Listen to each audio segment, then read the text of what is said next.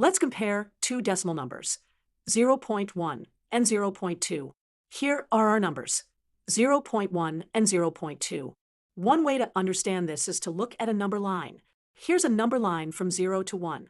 Let's mark where 0.1 and 0.2 are on this line.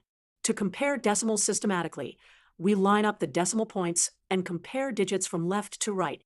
Let's line up our numbers, 0.1 and 0.2. Looking at the tens place, we can see that 1 is less than 2. Let's visualize the difference another way. Here's a rectangle representing 0.1, and here's a rectangle representing 0.2.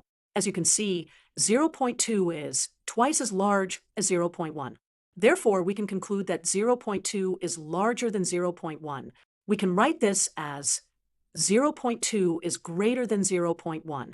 Remember, when comparing decimals, first line up the decimal points, then compare the digits from left to right. The first different digit tells you which number is larger.